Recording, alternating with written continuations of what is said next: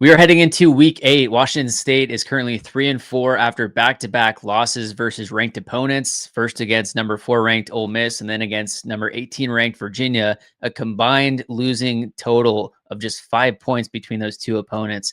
We're going to get into some of the recap of those games, and then also preview the upcoming matchup of Toledo at Washington State University. So first off, let's talk about this Virginia game, Dylan.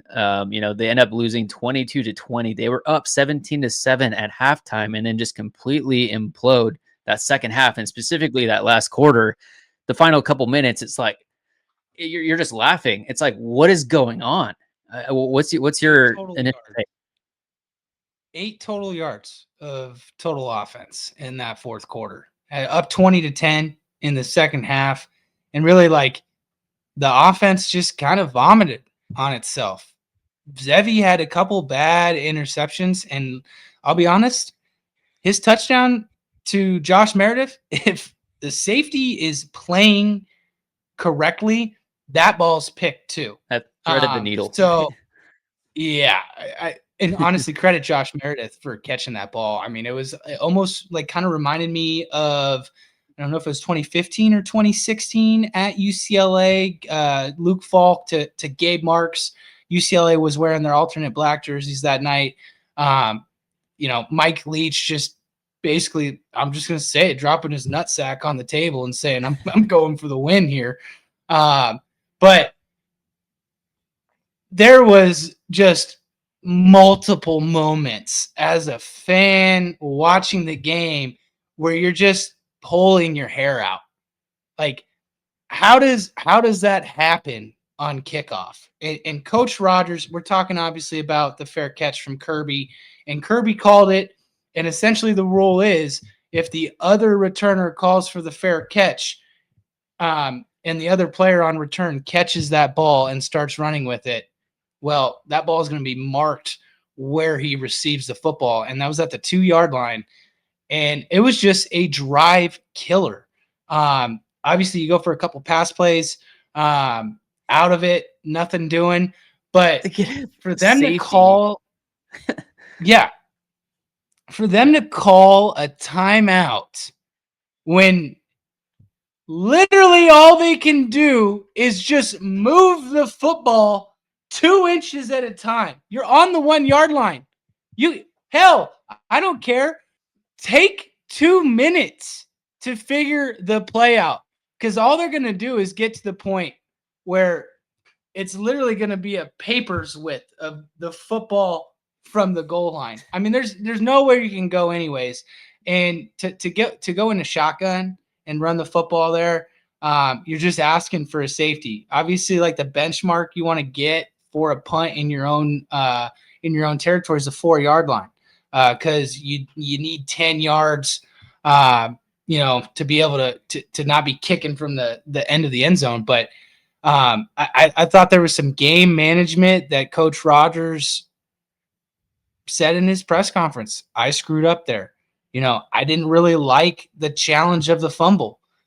I didn't hear too much in the press conference or the post-game press conference this week of like, well, what is that system? Who's calling the sideline to say, hey, that needs to be reviewed? Because there obviously were some issues, with that system this past weekend. So it's tough. At the end of the Ole Miss game, it's like, yeah, all right, I was not okay, but I was okay at the same time. But after this Virginia game, we were right there with Ole Miss. Yeah, but 2 weeks in a row, I can't do it anymore. I mean, that had to be a W. And with how this loss happened was the worst part. Obviously, obviously. I mean, I feel bad for you. You go from that to the Mariners the following day. I thought the Cougar game was bad. I was like, I cannot even believe what I just saw right there. And then Mariners game 7 happened, and now I just feel empty inside. Yeah. Yeah. I think what I'm nervous about is that you play 2 games across the country back to back. Now you're finally back home for the first time in 3 or 4 weeks. Like, is this a trap game to have so much emotion over the past couple weeks, we know Toledo has a pretty darn good little defense they're going to bring in across country. So what say you, Connor, on that? Yeah, how I take it is that you have two close losses versus ranked opponents on the road. You're coming back. I think they're going to be fired up. They've seen that they can compete with the best in the country, and they've taken losses on paper. And as Coach Rogers said in his post-game presser after Ole Miss, there's no moral losses. It's an L, and that's what matters. And that's what we need to tell the guys. It's a loss. I feel like they're going to be fired up this week, and I'm surprised that the line is only Washington State -1.5 versus Toledo, a team that is obviously not ranked. They're 4-3 in the MAC. I could see Washington State winning by at least 2 touchdowns here. I don't care how good the Toledo defense is. Like, I feel like they're going to come out fired. Some of these big mistakes that have happened in these big games on the road, I feel like are going to be fixed. It's at home. I feel like it has the making to be a pretty big game for Washington State.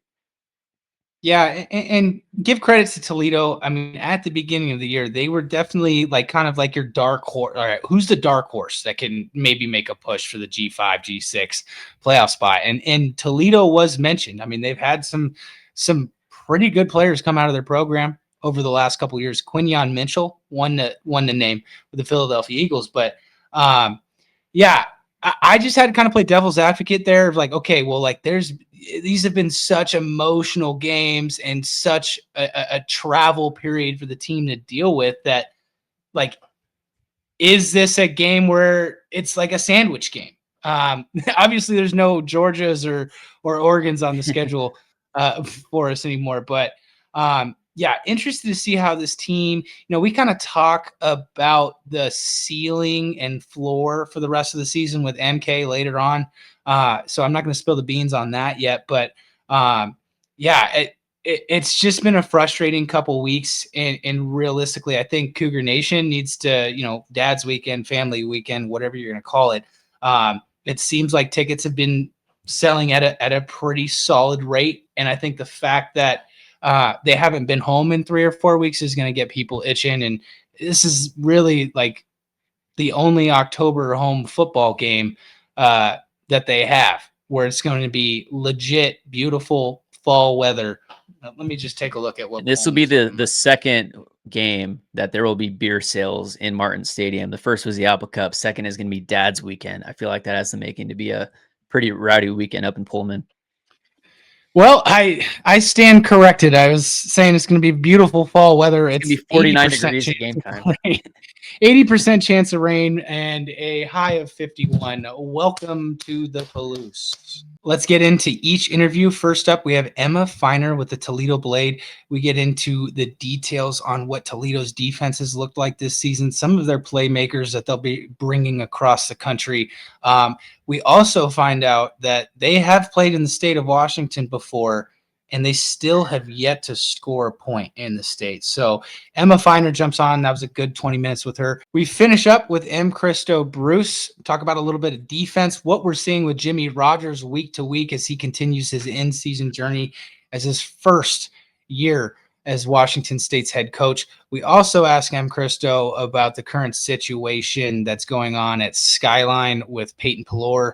Peyton Pelor was suspended earlier this week, last week, was reinstated today. We're taping Tuesday, was reinstated as Skyline's football coach. This is a guy that is still in the lead for coach of the year in the state. Just kind of a wild story. So we talked to MK about that. And before we get into it, make sure to check out cougfan.com as always for all things WSU athletics. Subscribe to their premium membership. They're our go-to for all breaking news and insights on WSU athletics. And if you or someone you know is thinking of buying, selling, or refinancing in the West Coast, Washington, Oregon, California, Idaho, or Arizona, make sure to reach out to myself, Connor Webb. I'm actually a mortgage loan originator when I'm not making these sports videos. And it's my goal to assist as many sports fans, athletes, and WSU alum get into the home of their dreams. As always, you could always use Mkristo Bruce as well. And he's licensed in quite a few states. And Dylan, how can people reach you? When you finish that mortgage with Connor or MK, give me a buzz if you're looking to lock in a energy rate. Last but not least, I mean, if you've watched the last 2 weeks of Washington State football, I don't know how you're not running to your phone right now to open up your bank account, put your credit card down, and join the 1890 club. I don't know how much else we've got to say it. Like, join the 1890 club. You can see 5,000 Cougs traveling out to Ole Miss, but we need to have that same number in the 1890 club. You want better line play? Get in the 1890 club. And I'm not saying we have bad line play. I'm just saying you want to keep guys and you want to have linemen show up, join the 1890 club for the third time. For the cost of like 3 coffees or 2 beers on a monthly basis, $18.90 to keep the players in Pullman. And like we've said, and like Dylan says later in the show, how many people are traveling to Ole Miss? We don't have that many people in the 1890 club currently. So I kind of rip Cougar fans later on in this. I think people need to listen to this. And if you didn't already know, we have a Google Voice number. You can call and leave a voicemail. We could potentially add it onto one of our next upcoming shows. That is 503-388-6044. Goes directly to voicemail. You could just leave your thoughts, questions, opinions on Washington State University athletics, or you can email us at thecouchgmpnw@gmail.com. And with that, let's get into the interviews. We're joined by Emma Feiner of the Toledo Blade to talk through the upcoming matchup this Saturday. It's going to be Toledo at Washington State University. Emma, thanks for hopping on. It sounds like it's going to be your first time out to the state of Washington. Yeah, thank you guys for having me. I'm excited to talk about Toledo and just experience the Evergreen State. Excited to see some nice trees, I guess, out there. Boy, do I have some bad news for you. Yeah. It's going to be the rolling hills of the wheat fields out here. Yeah. It's going to be like that Windows 98 Excel, the green. Yeah. Spokane. I mean, I'm originally from Connecticut, so I'm used to the pretty leaves changing and all that stuff. So it is a beautiful my campus. Bar is set pretty high, is where I'm going with that. Yeah, Spokane, you'll get some tree action in Spokane, then you'll drive about 30 minutes and go, where the hell am I? Yeah, that's where I'm flying into, Spokane. So Okay. Yeah. That was the most reasonable airport over there. I didn't realize how far Seattle was. Yeah. Oh man. Yeah, that's 5-hour trek. Drive. Yeah. Yeah.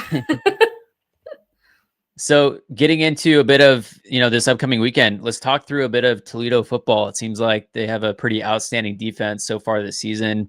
3rd in the country in yards per game allowed at just 224 yards per game allowed. Can you just walk us through Toledo's season so far, 4-3 heading into this matchup? Yeah, so I actually just started covering Toledo a couple weeks ago. So I wasn't there for preseason. They ended up promoting me from high school, and I was like, all right, cool. There you go. And so congratulations. Appreciate it. So yeah, and then they send me to Washington. So, great start. So, Toledo came into the season with some pretty high aspirations. I think some of the highest that they've had in a long time. I mean, they were among the teams mentioned in the group of 5 that were in contention for that playoff spot because of their defense, largely in part.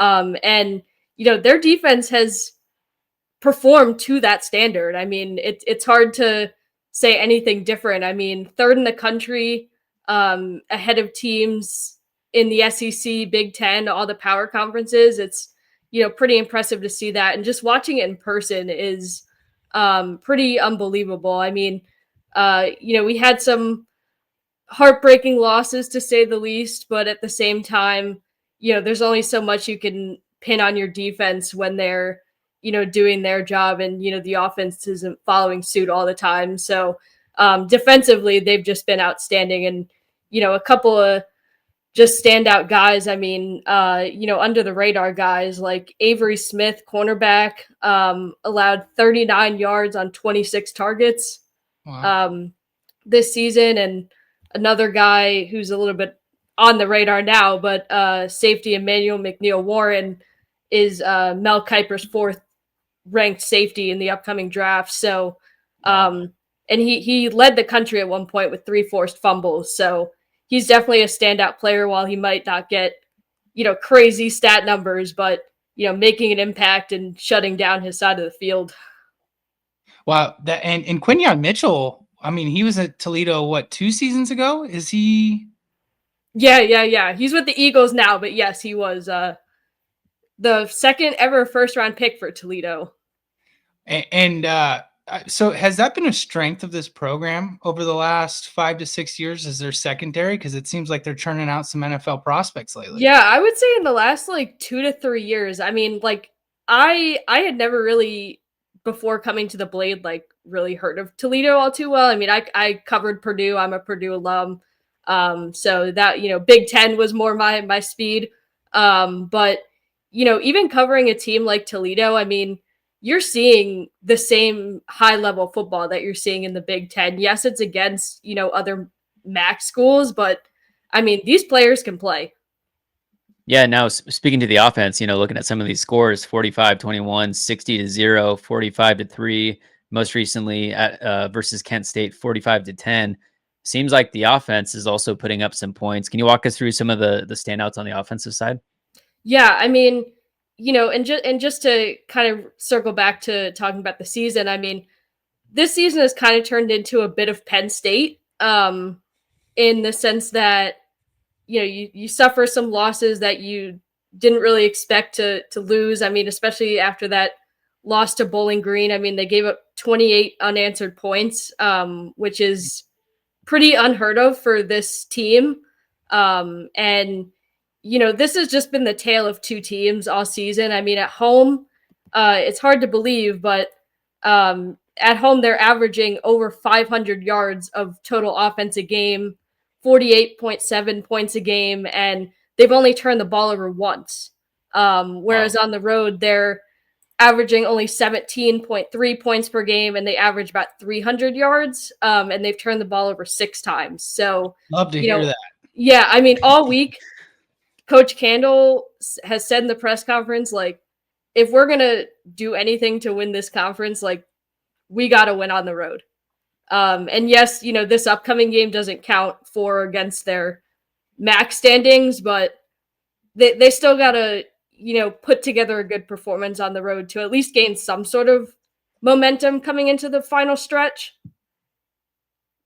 And then some offensive guys that have really stood out to me. I mean, probably a name you guys are familiar with, but Chip Trainum was a transfer that came in from originally from Arizona State, had a brief stint at Ohio State, spent last year at Kentucky, was on and off injured, had a hand injury, I believe, and then he transferred over to Toledo. And Toledo's rushing offense last year was 108th in FBS, and now they're in the top 30. And so he has single-handedly revolutionized that unit, and actually was the MAC's leading rusher for a while. He was injured against Kent State. He didn't play in that game. He's questionable for Washington State. Coach Cando hopes he can play, but didn't give an update on that. So he's been a really standout guy. And then Junior Vanderos, too, at wide receiver has been really good. Gets in the end zone a lot, 7 touchdowns, about 500 yards receiving. Yeah. And he's a Toledo guy. He's been there for, 4 or 5 years, and he's one of, I think, 17 Toledo players to go over 2,000 career yards. So, Toledo guy showing out, having kind of a breakout season in his last year. Wow. Yeah. And that's funny. You mentioned Chip Trainum, 4 schools, 4 years, and Vanderos, 1 school in 4 years. You don't hear that very often. And that's impressive. What Toledo's been able to do. Have they done a pretty good job at retaining some of their better players? Obviously. Yeah, they definitely have. And Coach Candle definitely prides himself on that. And, the culture that he's built at Toledo, and just the kind of family atmosphere and the, the brotherhood culture of Toledo that has been there for the last couple of years. I mean, especially as we talked about earlier in the secondary, those guys, and I talked to Avery Smith 2 weeks ago about, the transfer portal and why he decided to stay.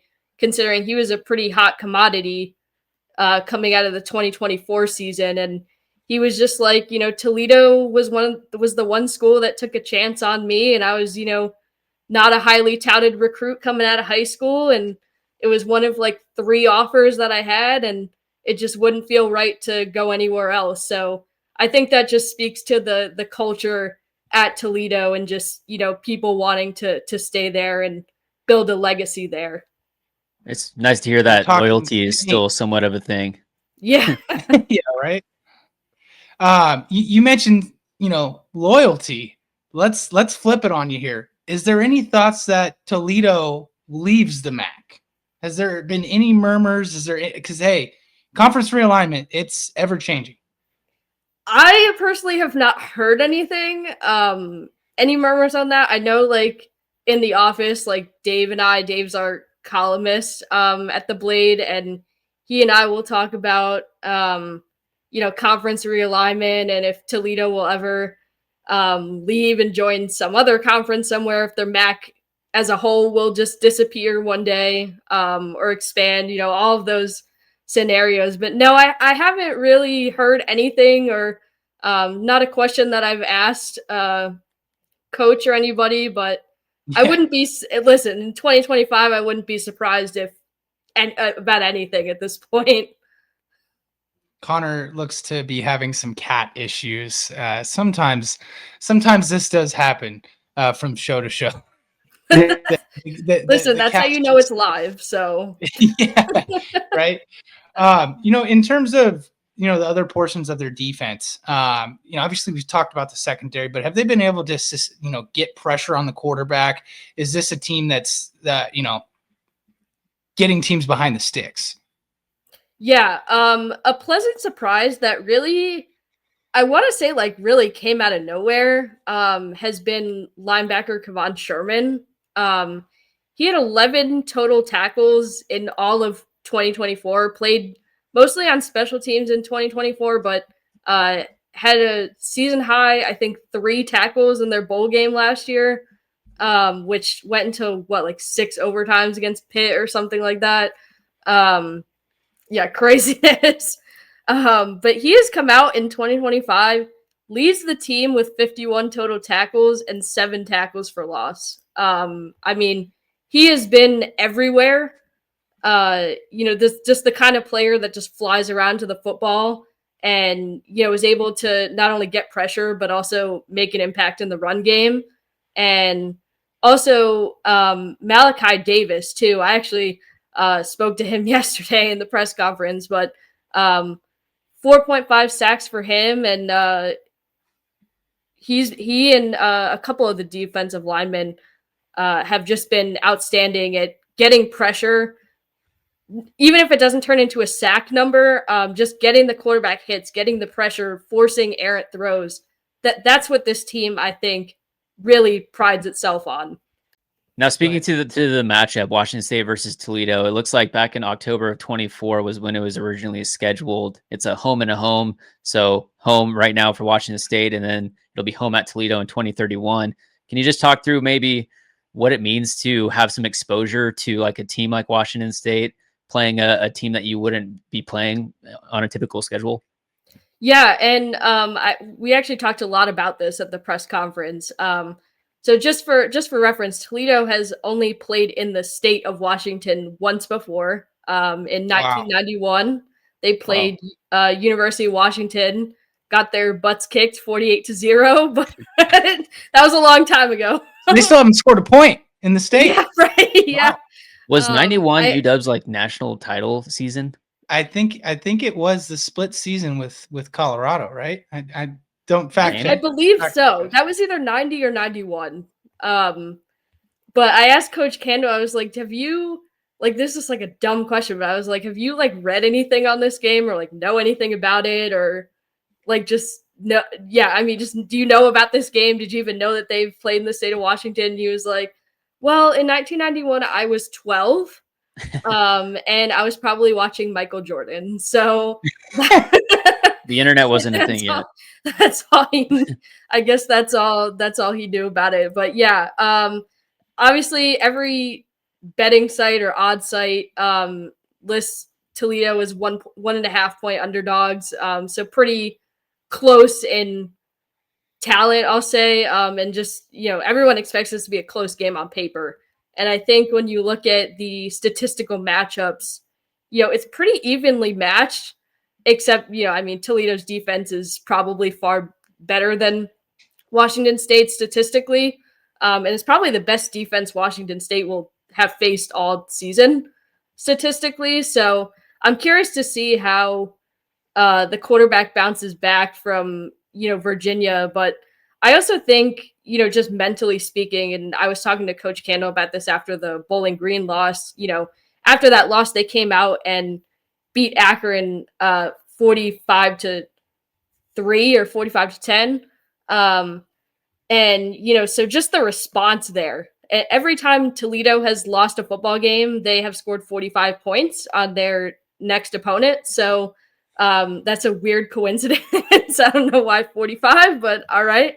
So I'm curious to see, after kind of back-to-back, heartbreaking losses for Washington State, how they come out at home and are able to respond against a team like Toledo that has also kind of faced similar situations.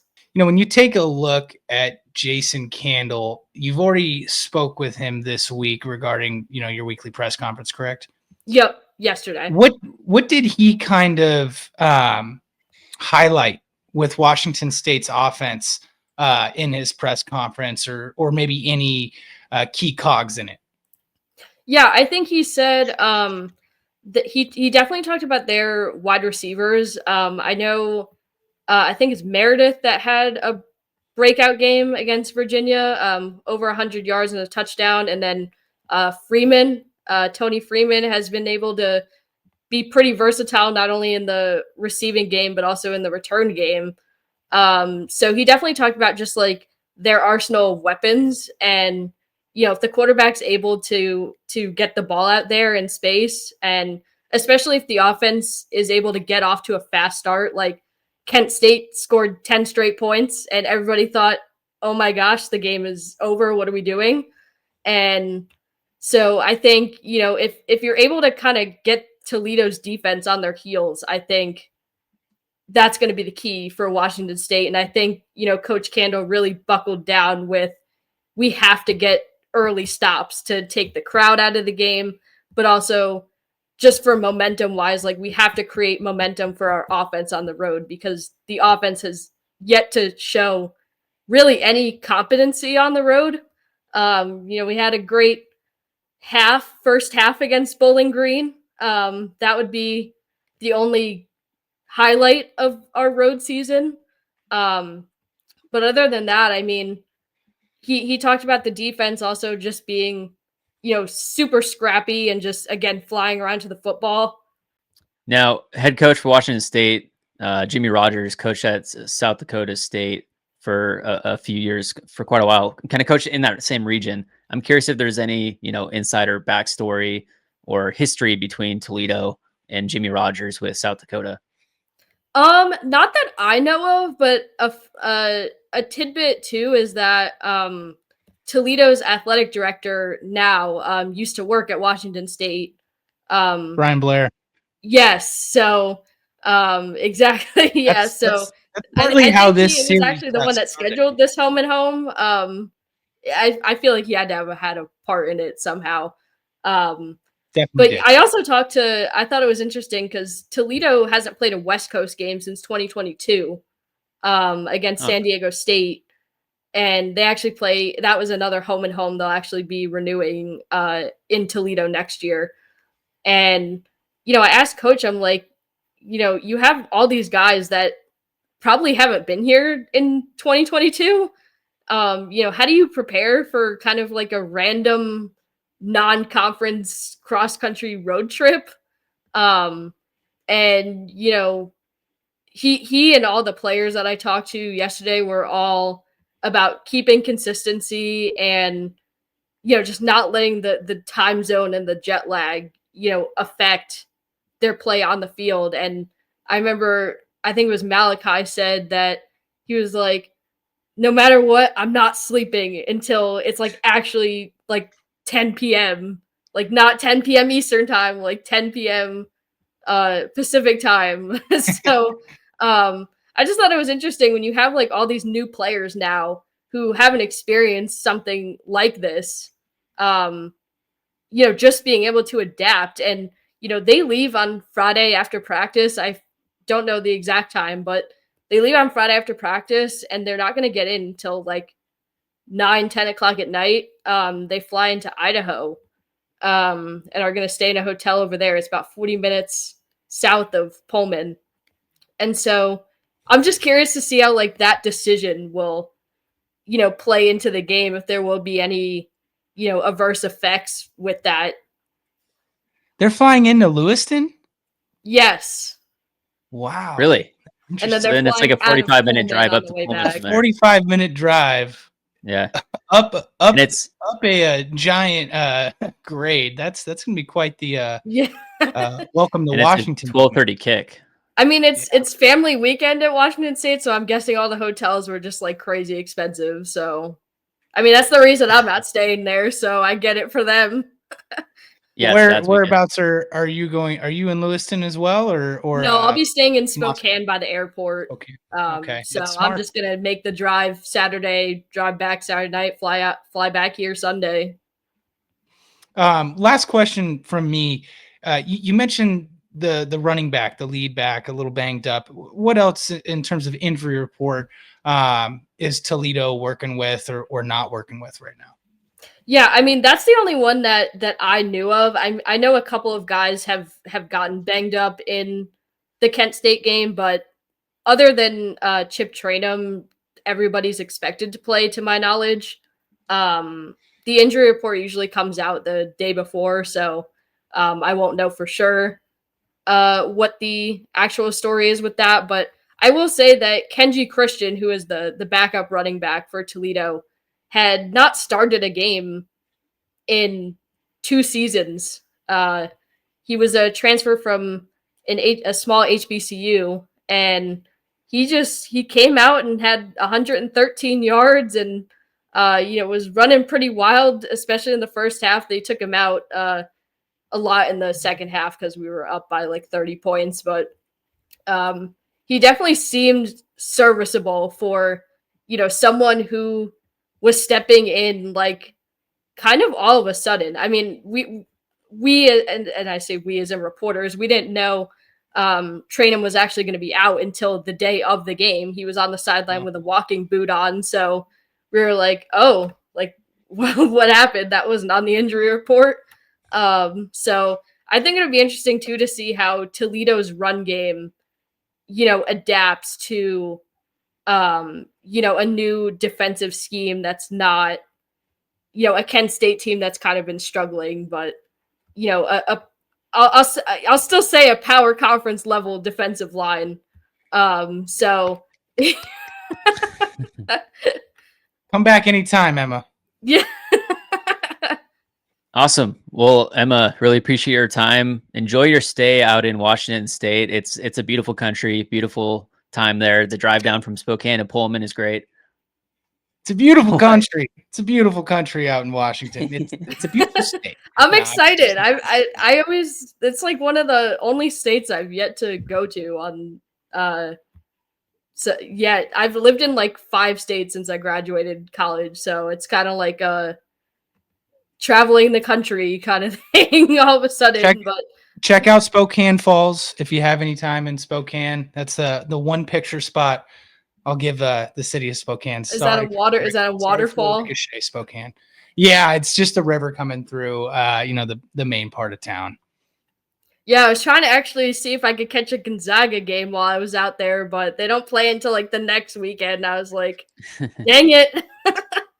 Yeah. Where can people find your work? They can just go onto the Toledo Blade website, and I believe that's just toledoblade.com. You can either search my name directly, or really at this point, anything Toledo football related is 99% going to be written by me, I would think. Yeah, we didn't find So- anything else. The only thing I found Toledo-wise, we're looking for fans, we're looking for Twitter personalities. I was like, where are they at? They're at the Yeah, well, we had a guy that was here, Kyle.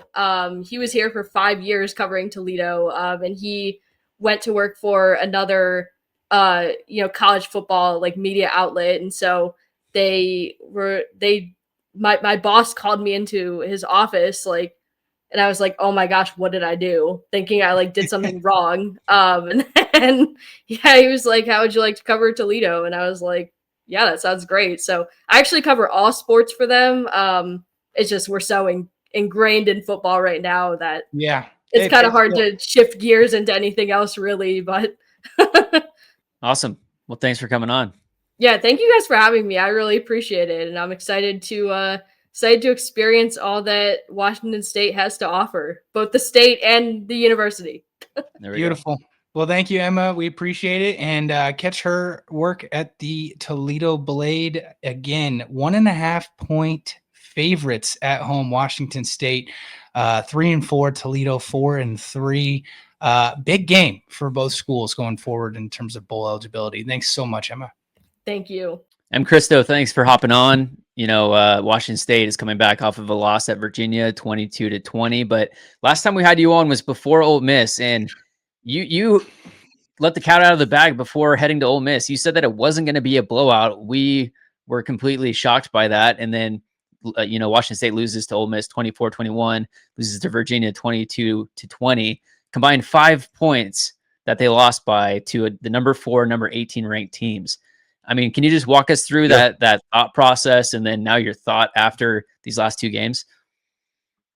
Yeah, and I think it keeps going back to Zevi. Zevi's going to be the main focal point of the conversations. He should have been the starter from week 1. So whatever happened there, and I don't think it's going to come out what happened there, but something had to have happened for him not to be the starter. So you can see that offense is getting first downs. That offense is a different offense than we've seen the first few weeks.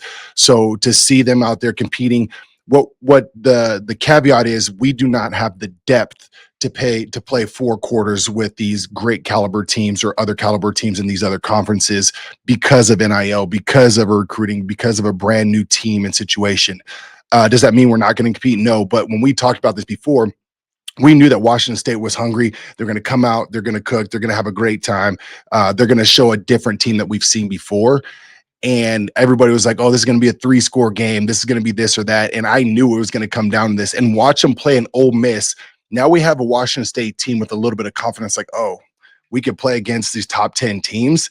Now you see a different swagger that's coming out there. Your different play calls, different things are happening because of that momentum with that, which we saw going into Virginia for sure.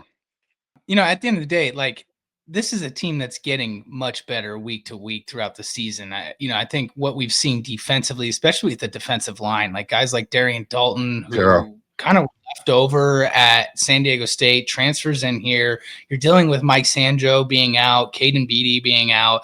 Like, there's also Ram Stevenson. Like, the names keep going on. Bryson Lamb's been banged up, but he's been gutting it out each week. Talk about the coaching though. Like, we're seeing coaching being elevated with these players because they're getting pressure. They're sacking the quarterback. I mean, it's been pretty fun to watch what they've been able to do the last 2 weeks.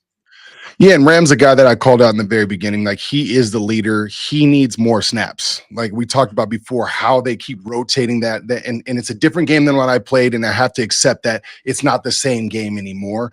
But at the same time, if you have a LeBron, I'm not comparing to LeBron, but if you have or a guy that's your guy on the team, he needs as many snaps as possible. And if you watch the game, they're rotating that line out quite a bit. And when you don't have the depth, there's going to be a drop off. So for me, and I'll give you a quick example, is if I know that I have 3 really good guys in there, Ram Stevenson, Isaac Terrell, things like that, and they're off the field, I'm going to block differently, right? And we see that with different audibles and things like that. That's why these players watch films. That's why they see, like, okay, if he's off the ball or he's out of the game in this formation, I'm going to run this formation more because I have their best player off of the field, if that makes sense.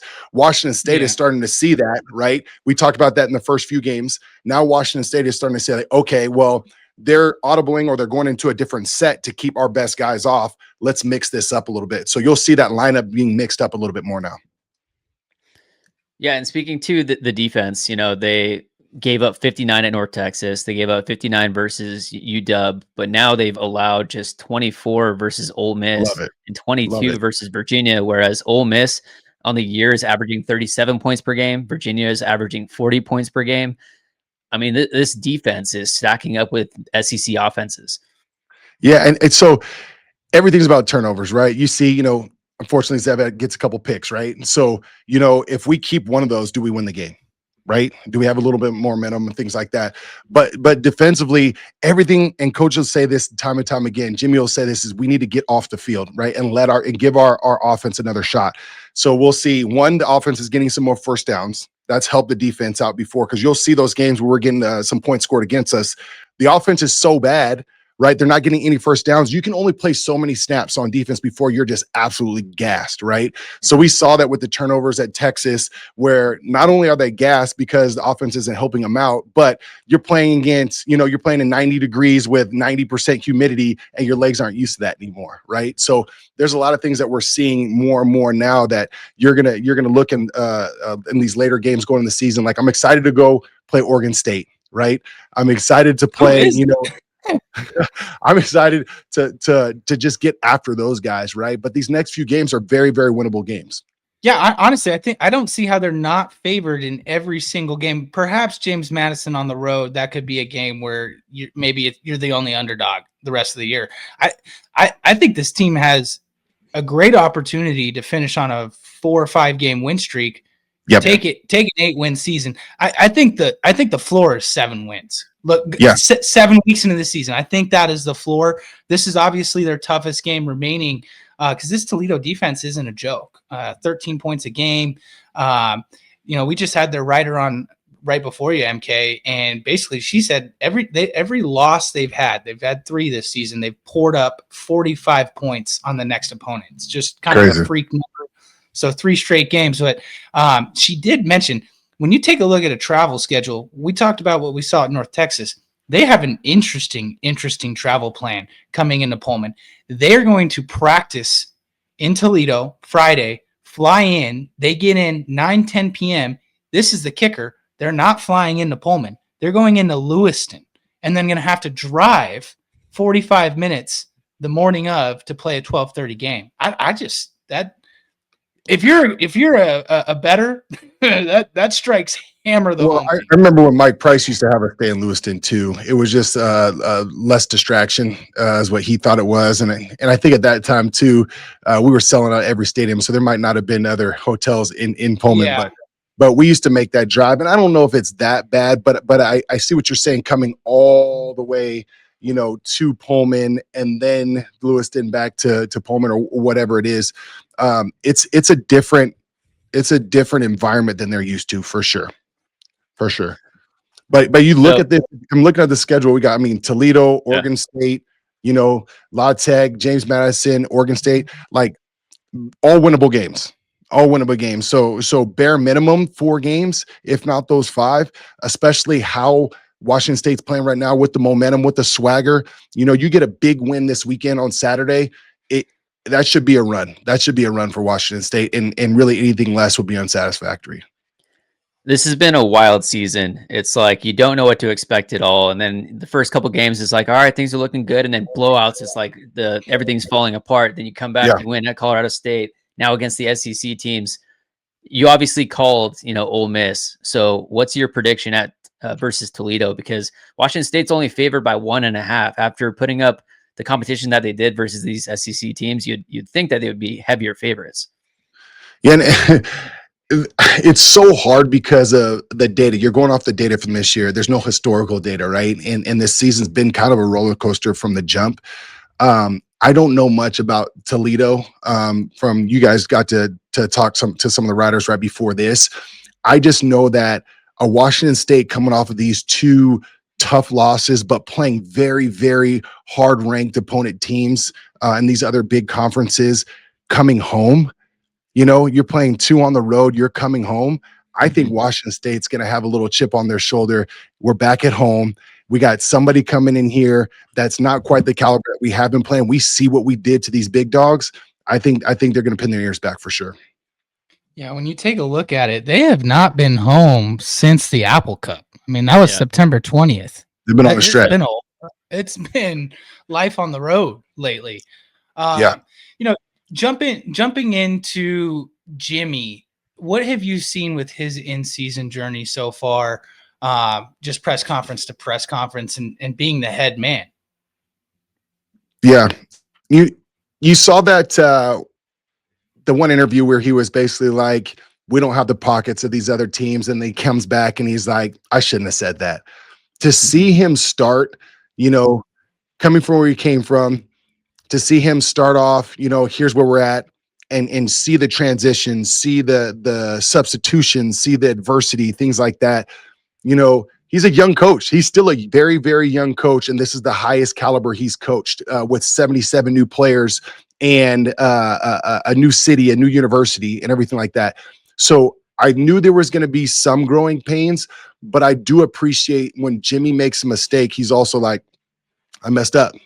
Here's what we're going to do to change it. So I think you got to respect that aspect of things, but you also got to be excited for the future. Because in the beginning, we talked about this. My first interview, I said, he's a no nonsense guy.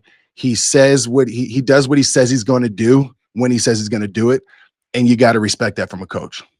Yeah, I think this goes into effect. I mean, looking at what we're seeing with Rodgers in just year one, 75 new players, like, I don't know how this isn't a call to the Cougar Collective if you're not a part of it right now, because in terms of, we are not going to have a big time donor like Virginia. Apparently before the season started, their beat writer last week said, yeah, there was a $2.5 million NIL donation 3 days before the portal opened, and they completely scrapped everything they were doing and said, come on over. We don't have that. It's going to be death by 1,000 paper cuts in terms of getting the Coug Collective base of subscribers to a point where this staff, the school, in terms of how they're funding, I think they said around $4 or $5 million is what they're going to allocate across the entire athletic department. So that, if this isn't a call, I don't know how to paint it for you fans a different way. You go into Ole Miss, you get the ball with 1:09 and have a shot to win at the end of the game. And if it wasn't for I had the Richard Sherman look on my face when I realized that, we have to start on the 2-yard line because of this mess up on the fair catch. Yeah. To be able to do that, to go into number 18 and number 4 in the nation, I don't see how Cougs don't open the pockets up going forward. Yeah, whether that's crowd surfing, whether that's like a call to action that every single person at the university or alumni base or anything chips in $25 or $100, whatever it is, right?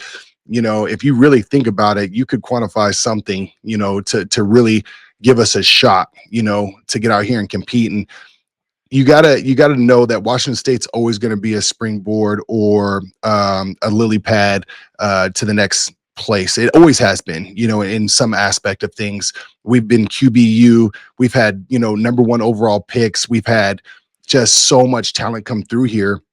And it's all been diamonds in the rough. If you really think about it, Washington State's been great about finding somebody like at Incarnate Ward or Spangle, Washington, or just some odd place, and then they turn out to be a dude, right? We've always been that place. So that's not any different than now. Do we go through JUCOs? Do we go through the transfer portal? Whatever, right? I think Jimmy's the right guy to do that. We just haven't had a chance for him to do that yet. Coming off these losses and then also the rest of the season, it seems like it's going to be the perfect runway heading into the offseason to be able to keep as many guys on this roster and to heavily recruit with what we've seen from the team. My question to you is, back when you were playing, can we back up one more time in terms of NIL, because I just want to finish this, and this is from a devout Coug. Like he's I think mid 40s. Wazoo Jobu, we love you. But we're talking about how 5,000 to 6,000 fans can travel out to Ole Miss. Let's be real here. You're flying into Memphis. You're driving. That's like a $1,500 to $2,500 trip. Oh, more than that, yeah. More than that. That's lowballing it. But there's not even. I'm not trying to give numbers here, but the amount of people that went out to Ole Miss, they're not in the 1890 club. So when he says this, Kook fans really just care about where they can go to party and travel. I saw some people on Facebook who I went to Wazoo with that went to the Ole Miss game, and I can't remember the last time I saw any of them at a game in Pullman. I mean, there's a serious disconnect between NIL right now and Cougs. So it's just something that's good. It has to change, and it's not fun. I don't think people want to realize, oh, well, I've got to foot the bill for athletes. Well, it's just what it is right now. Like, we can't change the rules. There are no rules. Yeah, that's tough. I think that's been a thing for a while, and I think it's going to take a lot of people to really hone in on a big marketing push for that. I don't know if everybody really understands That's the thing too. You're right. the significance of, okay, I'm going to donate $1,000 a year. They don't understand that. Okay, your $1,000 goes a long way, right? So I think if there was a way to really quantify that and break that down into some numbers and throw it out there, like, this is what we could do, Cougs. Like, that $1,000, I've seen a lot of sad people at bars after a Coug game, and we could say, hey, listen, $1,000 can make you feel a lot better on Saturdays, right? They're spending a lot more than $18.90 those nights. Yeah. So anyway. Yeah, and I think it's just more so we also need to kind of keep getting the word out. I don't think a lot of Cougs realize what's going on with NIL, and I think there needs to be better ways, and I'm sure the university volunteers and everybody are trying to figure things out on the run. I mean, that's what NIL has been. But, speaking to the basketball program, Pedro Garcia Rosado, a Spaniard, he basically set up their international trip. Each school basketball program gets the opportunity to travel every 4 years. They didn't hire a coordinator to figure out where they're going. Coach Pedro did all of that. I mean, that just goes to show you what the university's doing. They are trying to pinch every possible penny right now because it's anything extra's got to go to the athletic program. Yeah, and I see that they're getting rid of other, sports and things like that, at schools too, which is unfortunate, to see that. But in this landscape, trying to compete, right? And the hard part is that Washington State, I've seen Washington State at its peak, right? I feel in my bones. I have goosebumps thinking about it, right? When I go to Pullman, all I want, like, in my bones, is to feel that again, right? I want to be, a night game when everybody's got their keys out jingling on a kickoff, right? I want that Coug chomp that's just absolutely just radiating through the stadium. I want a third down, no gain, right? I want another Cougar first down. That's the stuff I feel in my bones. But the only way to do that is, one, everybody's got to contribute. Two, we got to get people to Pullman. Like, there's no excuse for it to be empty seats in Pullman. There's no excuse. We got new hotels, we got, accommodations, we got restaurants, we got everything out there.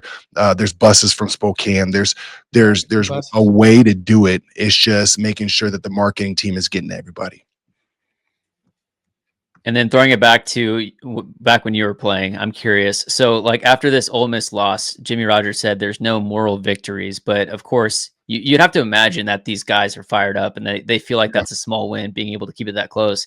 Then after Virginia, back when you were playing, was there a loss that you guys had against a big opponent? Oh, man. And this is during the middle of the season, so this is going to drive the rest of their season. Yeah, man, I'll tell you right there. I believe what Coach Jimmy says to my heart, because I hate losing more than I like winning. Right? There's no moral victories. For us as fans, it's like, wow, we almost had you, but almost is only good in hand grenades and horseshoes, right? Like, it's nothing good for you.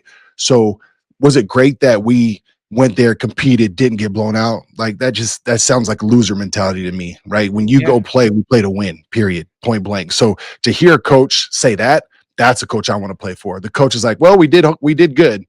Nah, I'm not playing for you. We did our best. I'm not playing for you. So I love what he's saying. I appreciate what he's saying. But when I remember we were playing my senior year, we had lost 3 or 4 games by 3. It might be 4 games by 3. I mean, that would have changed the whole season, right? 4 games, by 3 points. double overtime in Pullman against Maurice Jones-Drew, UCLA, right? You know, he squeaks in on the goal line. We end up losing, you know, things like that. You know, it's just, those are the ones that hurt, you know, knowing that your whole season, you know, one game away from a bowl game, you know, things like that. So I feel it. I still to this day have nightmares about stuff like that. I wake up in the middle of the night like, man, if I would have went cross face, like coach said during film, maybe I could have got to the ball and stopped it, you know? So that's the difference between, I guess, somebody who has a passion for the game or someone going through the motions. I guess the last thing that I wanted to touch on, this is a completely different subject here. This revolves around Skyline and their football program. Essentially, Peyton Pelor, former linebacker for Washington State. And let's not get it twisted. The Pelor family is a Legends football family, legends in this state. Yep. All I'm stand sure great people on and Huskies included. Yeah. But